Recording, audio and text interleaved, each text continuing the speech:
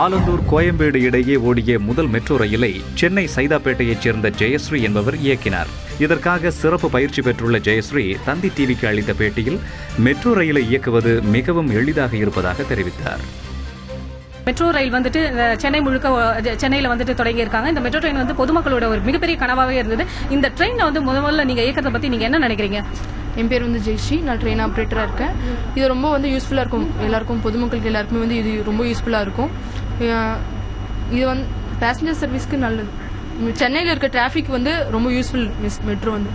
Okay, நீங்கள் வந்து ஒரு பெண்ணாக இருந்துட்டு ஒரு ட்ரெயின் ஆப்ரேட்டராக ஒர்க் பண்ணுறீங்க, அதுவும் மெட்ரோ ட்ரெயினை வந்துட்டு இயக்குறீங்க நீங்கள். இது வந்து ஒரு ஆணாக இருந்து இயக்கிறது வந்து ஒரு சவாலான விஷயம். ஒரு பெண்ணாக இருந்து இயக்குறேன், நீங்கள் வந்து எந்த மாதிரியான சவால்களை சந்திக்கிறீங்க? இல்லை, மெட்ரோ இயக்கிறது ரொம்ப கஷ்டமான விஷயம்லாம் கிடையாது, ஈஸியான விஷயம்தான். மற்றபடி ஹாப்பியாக தான் இருக்கும், நல்லா சந்தோஷமாக இருக்கும், அவ்வளோதான்.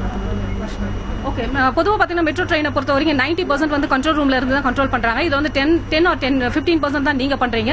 உங்களுடைய ஒர்க் என்ன மாதிரியான ஒர்க்காக இருக்கும்? நாங்கள் டிரைவிங் பண்ணுறது ஃபுல்லாக மேனுவலாக நாங்கள் தான், டிஓ தான். அங்கே அவங்க ரூட் செட் பண்ணுறது ஓசிசிலேருந்து பண்ணுவாங்க. மற்றபடி டிரைவிங் எல்லாமே வந்து நாங்கள் தான். டிரைவிங் எல்லாமே நாங்கள் தான் பண்ணுவோம்.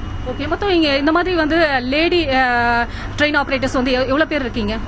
மொத்தம் இப்போதைக்கு 5 பேர் இருக்கு.